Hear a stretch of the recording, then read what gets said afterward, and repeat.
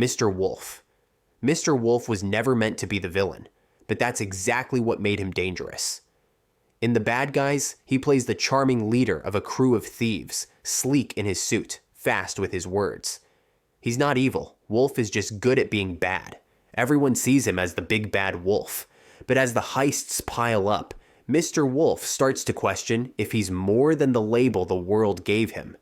And that's where the tension comes in. He could have stayed the smooth-talking crook forever, but instead, he risked it all to change, and that makes him different. We all know Mr. Wolf isn't going to stay good for long. He's just good at being bad. Death. Here we have another big bad wolf, arguably the best villain ever. The wolf in Puss in Boots, The Last Wish. He wasn't a villain, but something worse. An inevitability. He doesn't scream, he whispers. He doesn't chase, he stalks. Death isn't here to destroy the world. He's here to end it for one cat in particular, Puss in Boots. What made him terrifying wasn't just his power, it was his presence. Calm, cold, inevitable. And for the first time, Puss in Boots wasn't fighting for fame or fortune. He was fighting for his life. For the first time, Puss in Boots wasn't laughing in the face of fear, because death was more than that. Tai Lung.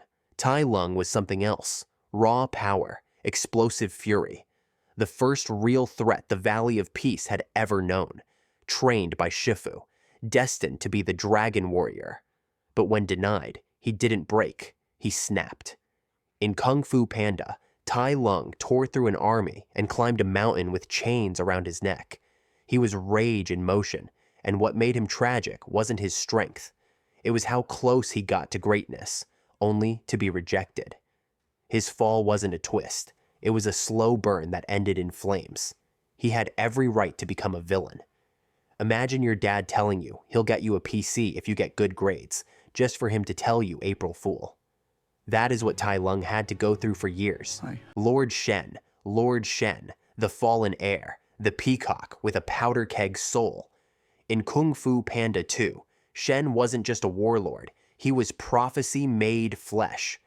Lord Shen took out his own family just to have power over everything. His fear of weakness drove him. His obsession with control led him to weaponize fireworks into cannons.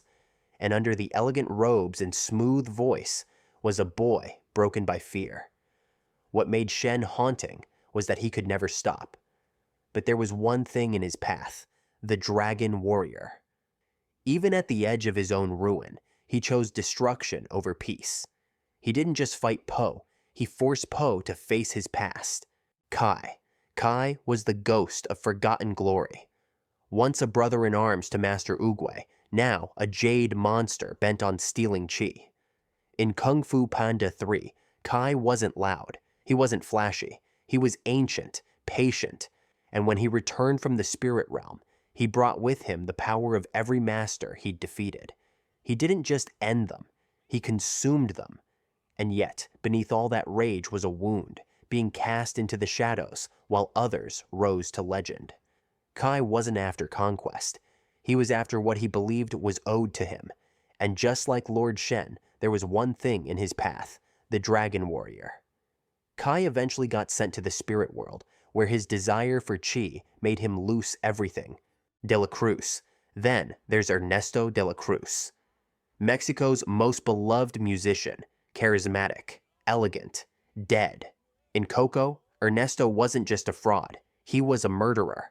He stole a legacy, silenced a friend, and spent decades living a lie. And the worst part? He believed he deserved it all. Because to Ernesto, fame wasn't just a goal, it was survival. He feared being forgotten more than death itself. And when the truth came out, everyone tried to forget Ernesto and keep the legacy of Hector Rivera. Subscribe and like the video for part 2. Thanks for watching.